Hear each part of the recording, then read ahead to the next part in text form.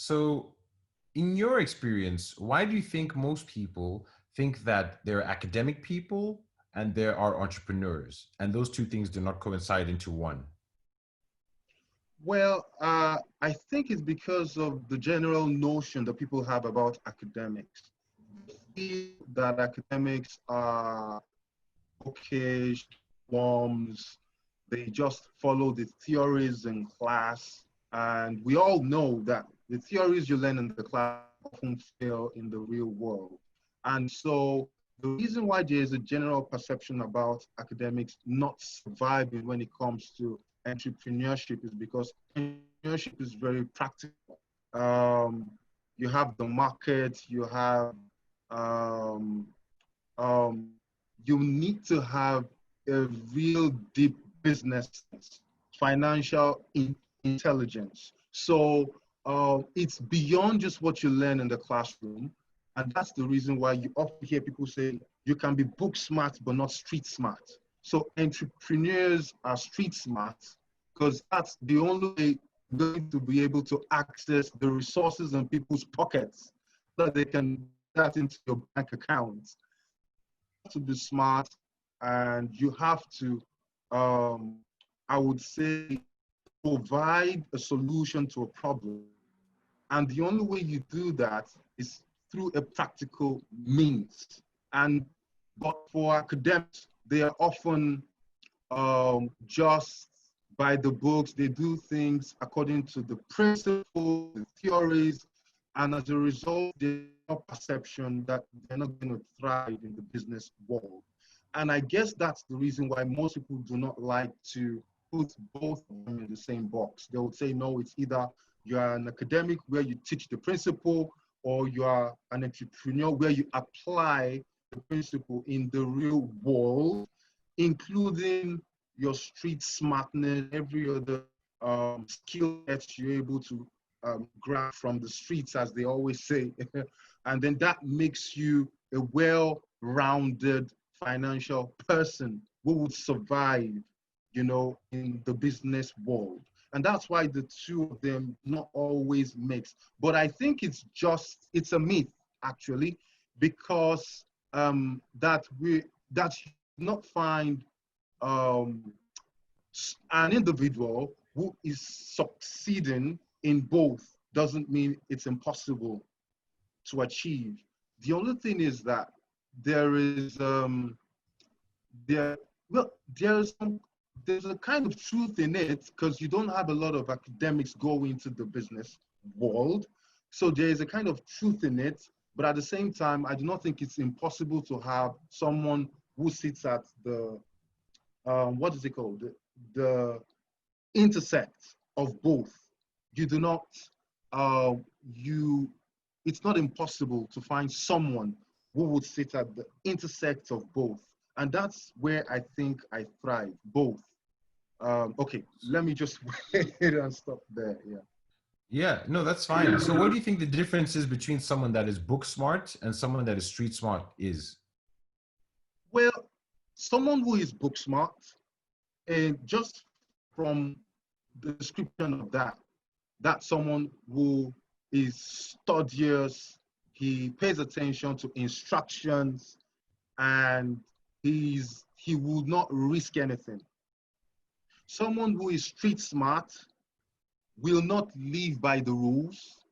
Why do you think people do well in class? They do well in class because they follow instructions. The instruction says answer 3 questions, and that's exactly what they're going to do.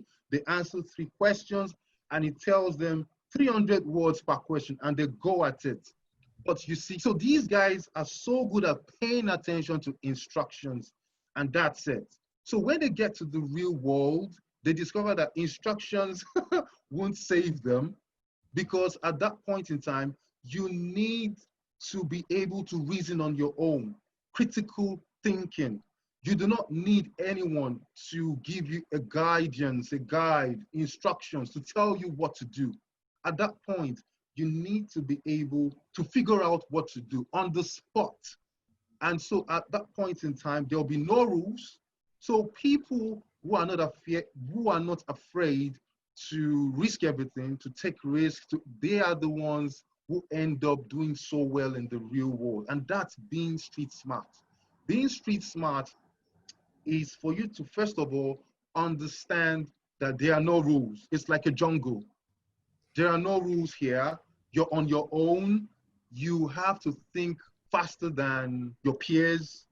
Um, you and at that point in time, your intelligence alone will not save you because you're going to need grit. You're going to need grit. You're going to need all other kind of life-saving techniques to ensure that you don't get eaten up in the jungle. And that's the difference between being book smart, who is someone who tends to stick to rules, and being street smart, who is someone who doesn't care about the rules. Yeah. Yeah, that's a great way of putting it, actually. And to have both of those in one person is very rare and unique. Oh, it Now, is.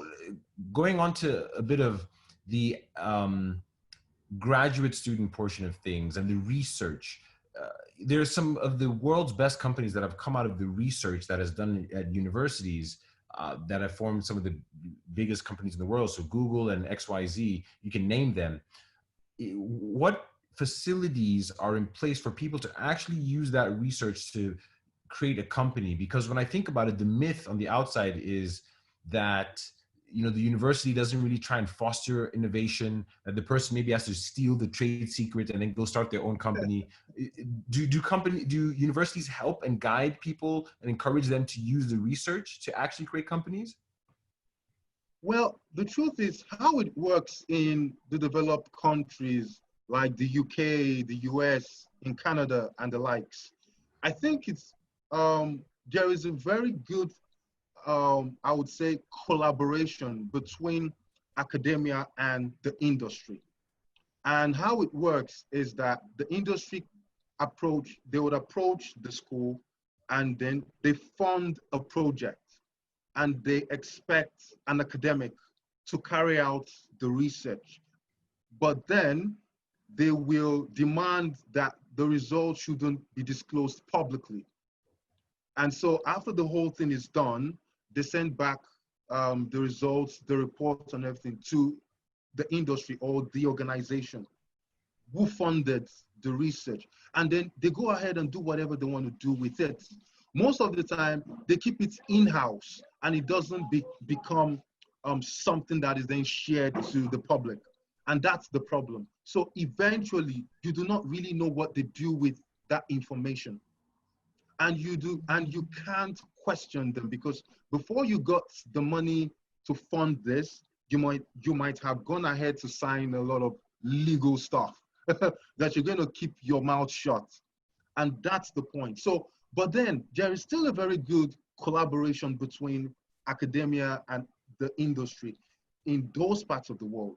However, when you come to where I work, which is in the developing countries like Nigeria, where I work, you have a very big gap between academia and the industry. One reason for that is because the industries here in Africa, they are not as rich, I would say.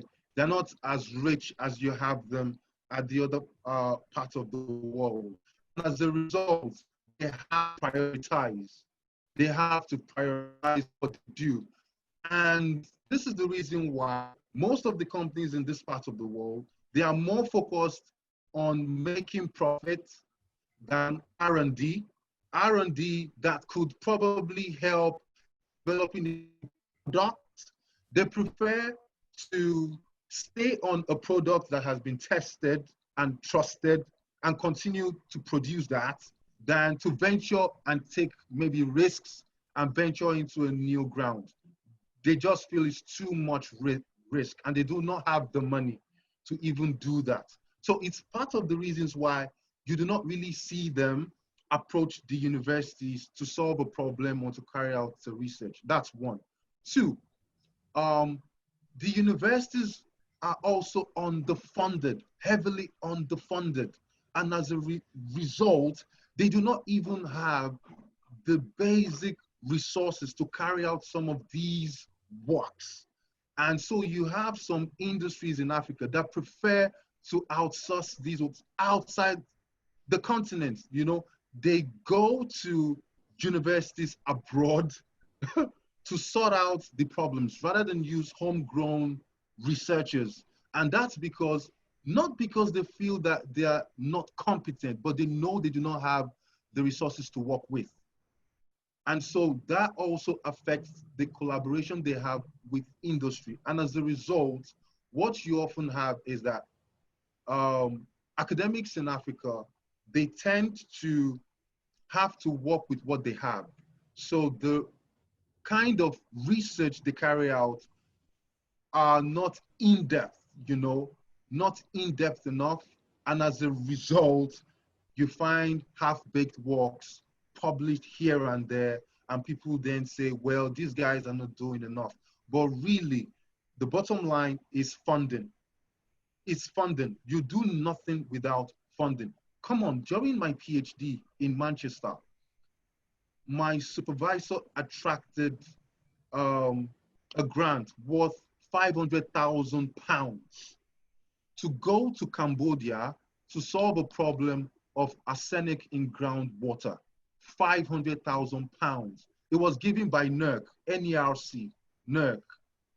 I think it's Natural Environmental Research Council, and it's attached to the UK government. It's a UK funded organization, and they were able to give them £500,000. Just imagine that, to carry out the research. You don't get that where I come from, you know, you don't.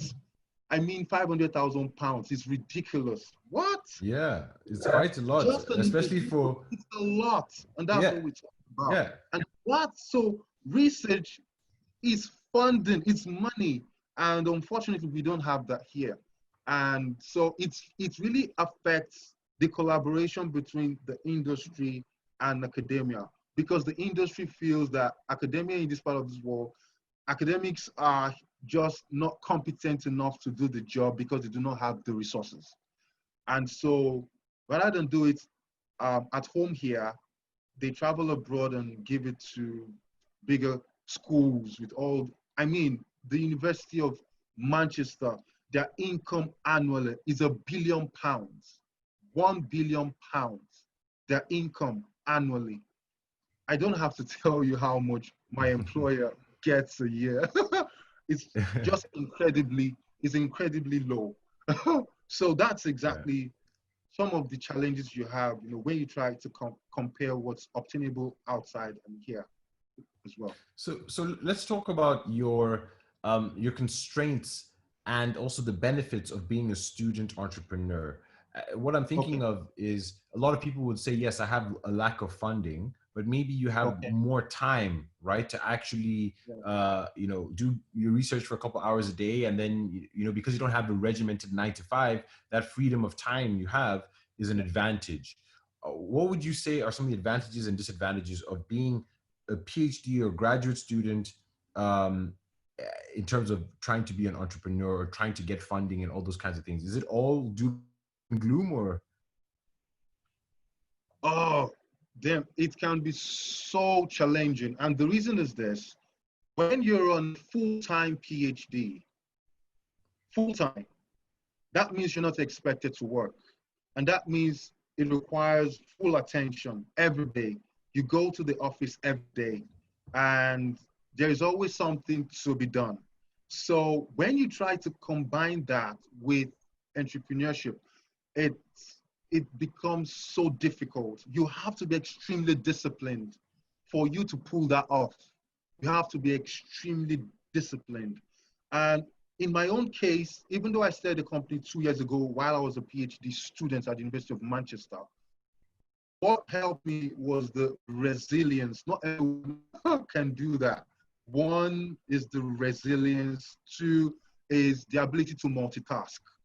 Well, I sometimes think it's a natural ability, but some people have said, well, it can be taught. I don't know if it can be taught, but I feel it's natural because not everyone can do different things at the same time. I think most people would probably do a single thing at a time, because if you do not focus, because some people then, they lose track of what they're doing, or they have a very short attention span. They can't, once they focus on A, they can't focus on B. It has to be A all through. But for you to do both and not have a problem with either one, that means you have a natural ability to multitask. And I think if you have that, then it helps. But it's really, really challenging to combine both. Because one, your primary assignment is the PhD or whatever thing you're doing. That's the primary assignment. And then on the sides, you have the business that you're trying to run. That is equally important to you. But at the same time, being able to prioritize two is important. To prioritize is so important. And for me, how I was able to sort things out where I categorize the tasks. So I would say, okay, I need to do this first, and this has to do with my research work. After I'm done, I still have a spare time of 3 hours here. I'm going to try to do something about my company, and then I go back again to research. So it's just trying to find free available space where you can then go on to build your business. You have to find free available space, because you always find space. You're not going to be working 24 hours a day. It's not possible. So the free available space you've got, that's where you're going to have to dump your business tasks in there in order to make sure that both thrive. But another problem people have is they do not manage their time well. And so most of the time you hear them say things like, well, all the time is gone. I didn't have time. I just don't have the time. But if you look inward and you check out how you have spent 24 hours in a day, you discover that there's so many things that could have been taken out so that you can have time to build your business. And so I think the bottom line is time management, resilience, and the ability to multitask, I would say. Yeah, that makes sense. What opportunities presented themselves to you as a graduate student or your peers? Were there a lot of job opportunities, or was entrepreneurship a eh, not necessarily a calling, but something that you had to do because there was a lack of opportunities in terms of the job market or things like that? How would you characterize that? Well, in my own case, it's different because I had a job even before I started the PhD. I had the job already. I was very lucky because I graduated as one of the best in my class. And as a result, I was offered this job to become a lecturer, and I took it. And so I had a job even before I started the PhD. So I was on study leave. Uh, so I didn't really have to look for, a side hustle or a business. I didn't really have to. In fact, I was paid in absentia. So even though I was having my PhD in the UK and my employer was in Nigeria, I was still paid my salary every month.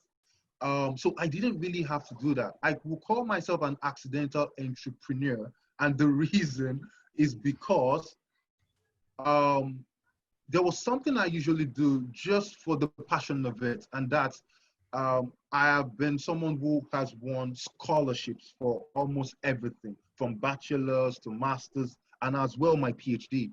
And I know that there's a huge demand, especially from those of us who live in developing worlds, to have a master's PhD in the developed world. But because we cannot afford to pay for it, then we look out for scholarships, fully funded scholarships. And so I started out by helping people. I'll put them through, since I have won 7 in my lifetime. I started putting people through, oh, this is how you go about it, this is how you do it. And a lot of people began to win scholarships as well. It was like I had the magic wand to, like, you can do this, and this is the technique, this is what you do. And everyone was just winning, winning, winning, winning, winning. And so in July, I think July 5th, 2017, my friends and I went for a trip to Spain. in Barcelona specifically. And that was when I was told by my friends that, you know what, you can't continue to do this for free. There is a market here around this because there's a huge demand. There is a market here, and I think it's profitable. You can't continue to do this for free. You need to make people pay. It's a service you're rendering, and you need to commercialize it. And because I was coming from an academic background, I couldn't see it. And you see the reason why I told you that the academic people are just so hell-bent on the theories and in the pages of a book. They won't see opportunities in the real world, even if it's staring at them. You probably need someone on the streets to explain it to them. In my own case, I was lucky and blessed. I had friends who were able to open my eyes to this. And so they told me that you shouldn't keep doing this for free. You need to commercialize it. And so I took the advice. I went home and I started thinking of a company name. And that's how I stumbled into becoming an entrepreneur, just like that. And before I knew it's 2 years down the line. And then another thing is the business model is one that works perfectly because I have consultants who work. So when you approach us that there's a scholarship you want to apply for and you want us to review your scholarship form, I do not have to be the one to do it.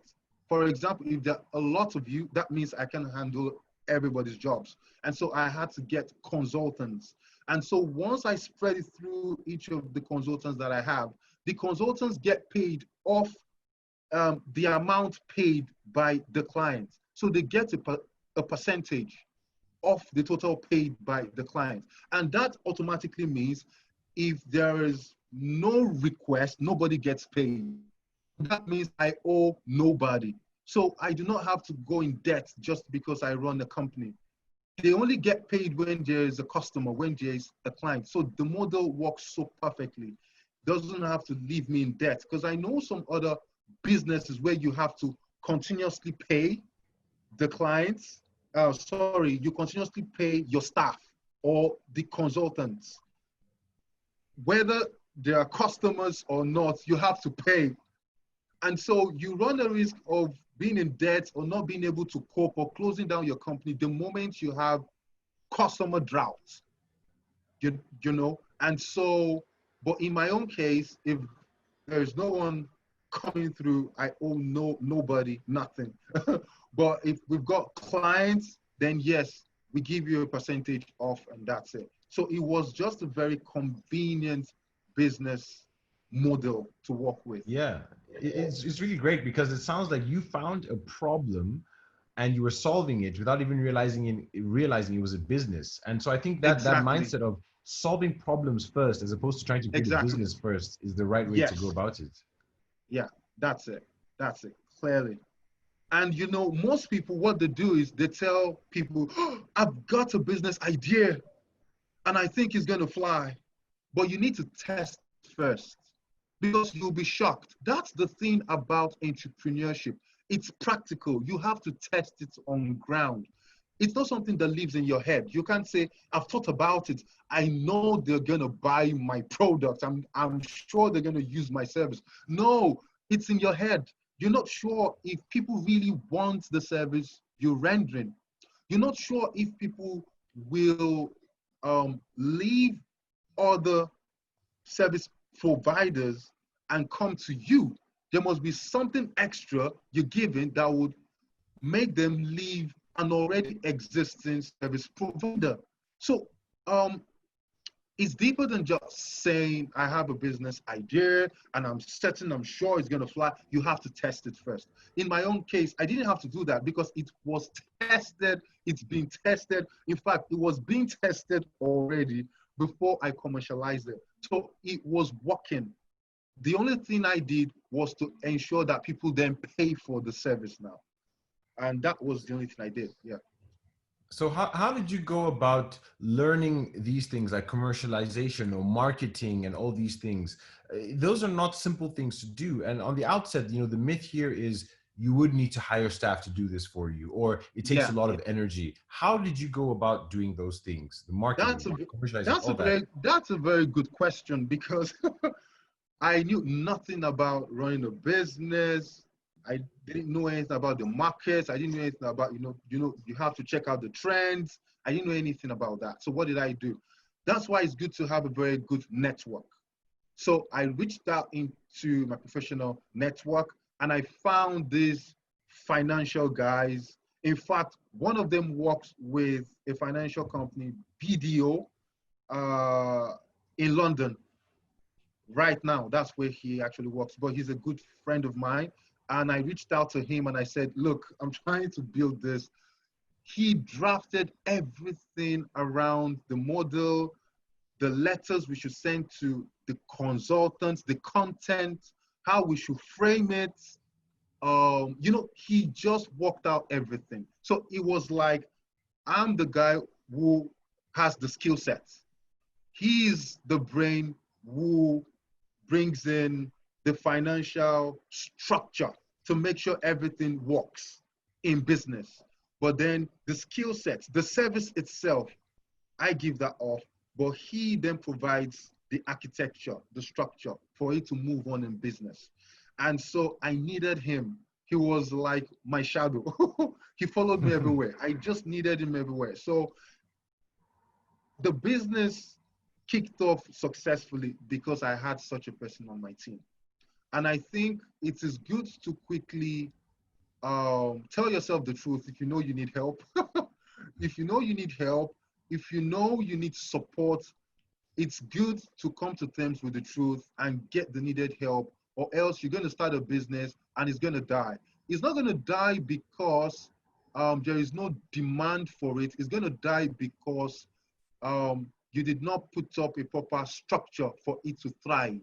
Eventually, it's going to die because you need to make profits and you need to ensure that your profit is growing every year. So you need someone with that business sense to ensure that you guys are not spending too much, and then you have a model that works so that you don't go into debt. That's the key thing, debt. The moment you start a business, there is a teething period where you're not going to make anything, or you're just going to be making scraps, just crumbs. But then if your model is good, it's not really going to have any adverse effect on you. You're still going to grow. And in time, within a year or two, you start walking. You begin to crawl at first, but afterwards you begin to walk. But that's because you have a good team. So it's good to know where you are deficient, and then you find appropriate guys, to cover the gaps, the existing gaps.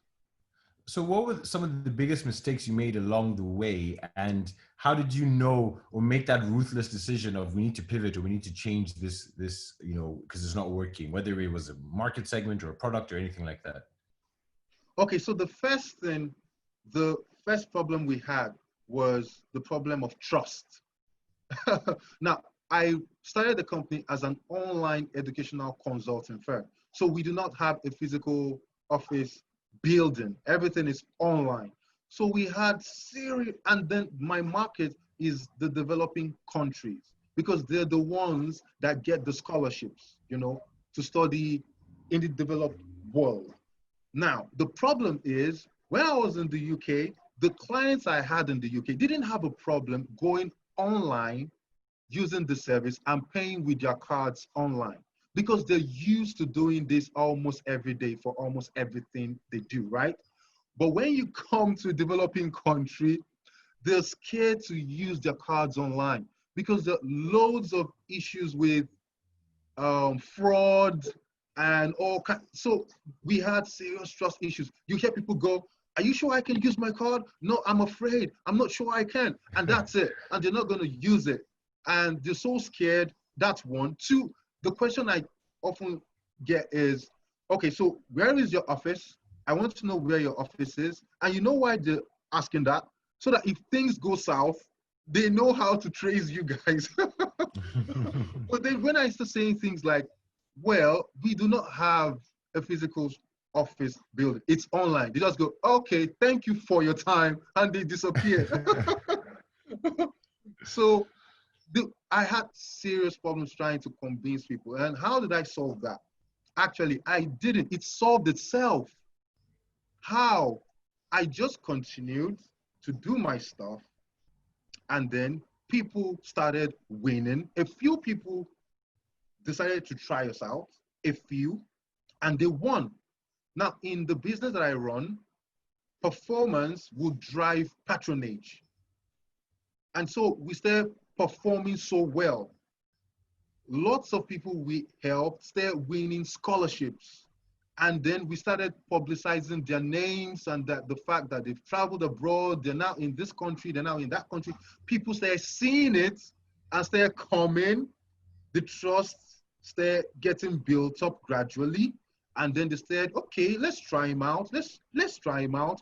And then 10 people became 50, 50, 100, 100, 250, you know. So it started working itself out just on its own because of performance, because people started winning.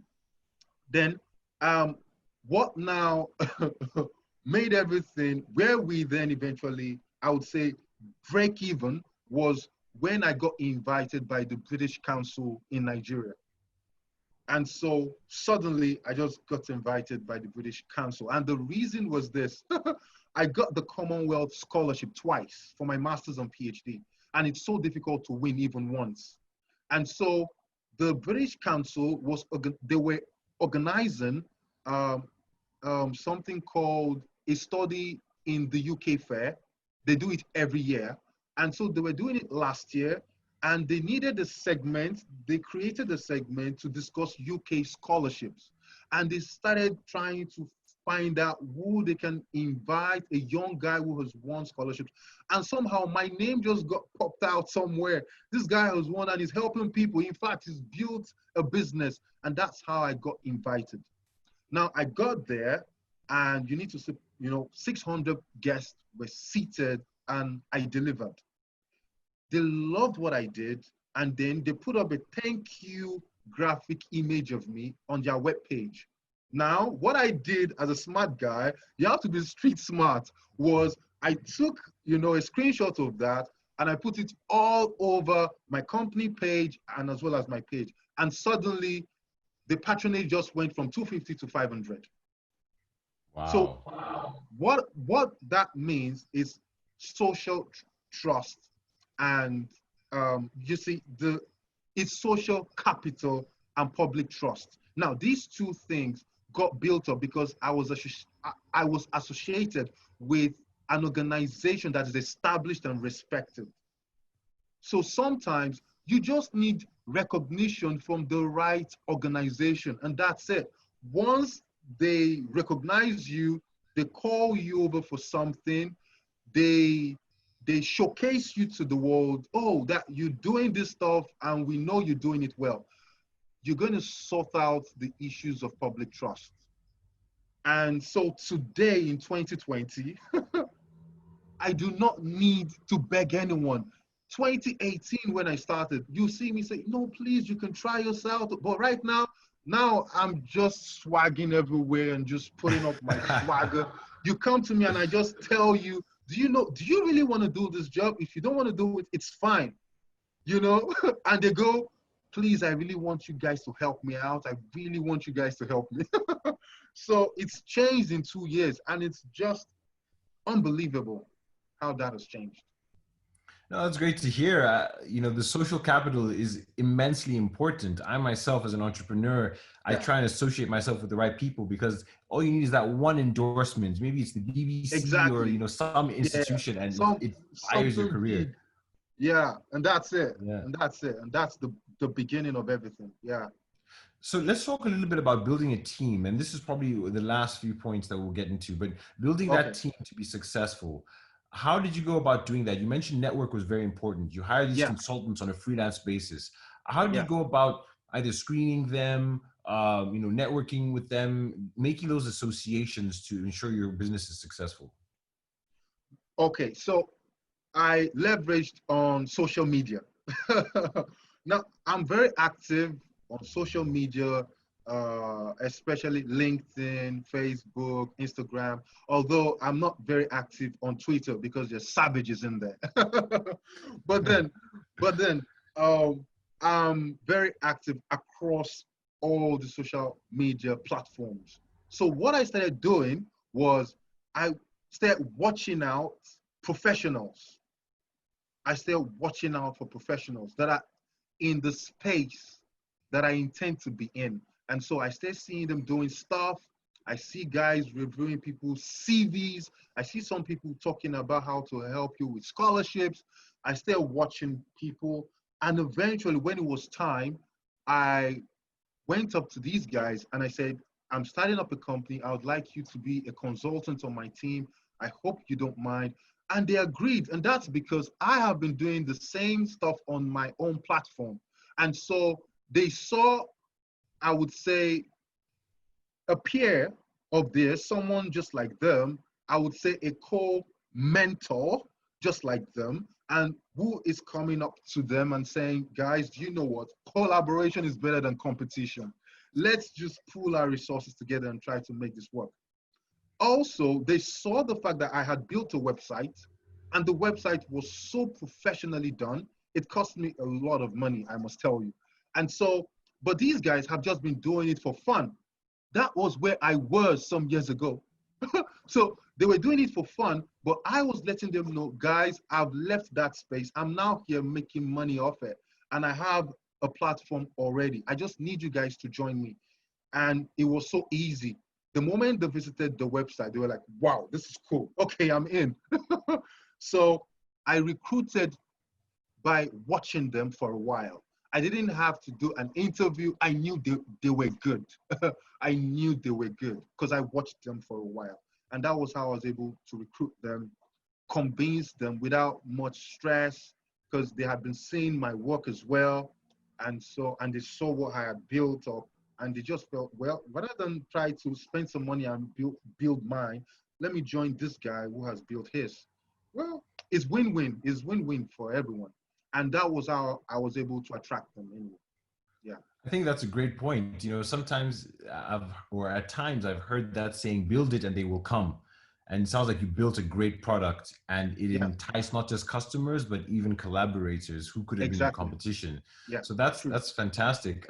So the last point here is Illumania, just a Yeah. quick 1 or 2 minutes about it, how people can find out about it, to go there and subscribe and all that. Okay. So Illumania is an online educational consulting firm. It was established in January 2018. So we've literally spent 2 years and a half um, building this firm. So it was established because we discovered that there are lots of educational support still needed by students, graduates, and even professionals. And so some of the services we render include dissertation writing support. We're not going to write it for you because we feel it's unethical, it's illegal, it's unprofessional. But if you have a problem where your supervisor is so busy, he doesn't have time to look at your work, and you're not confident of what you have done, you can bring your draft to us. We review and we tell you what you need to change or what you need to fix in to make it really good for you to have a distinction grade.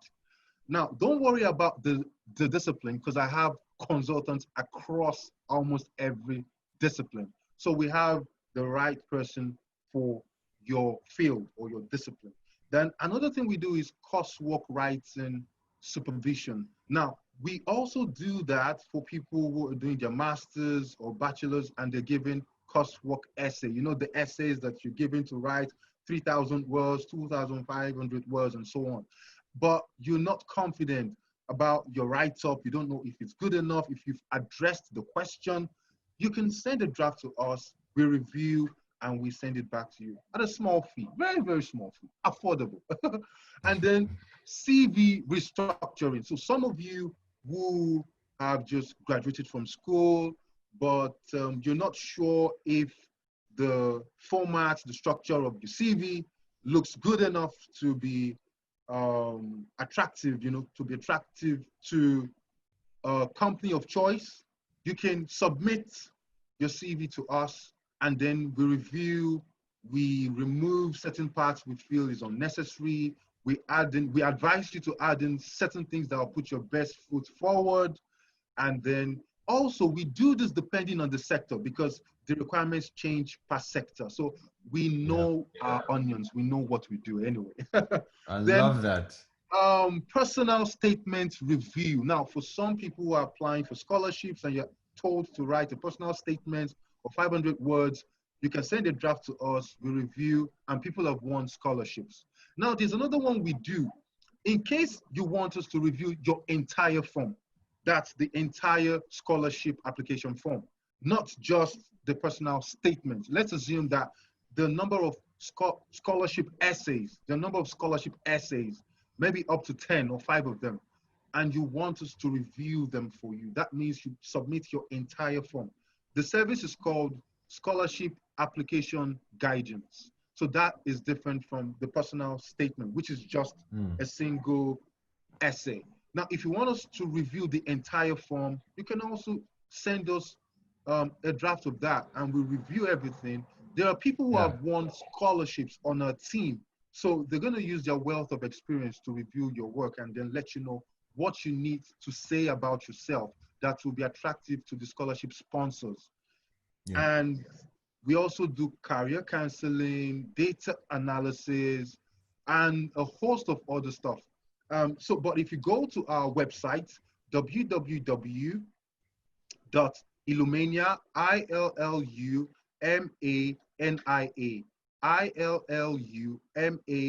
illumania.org, www.illumania.org, you're going to see all the services. There are 9 of them, all the services that we offer. And you can also send us an email on admin@illumania.org. admin@illumania.org. Fantastic. That sounds good. Thank you so much. Thank you so much.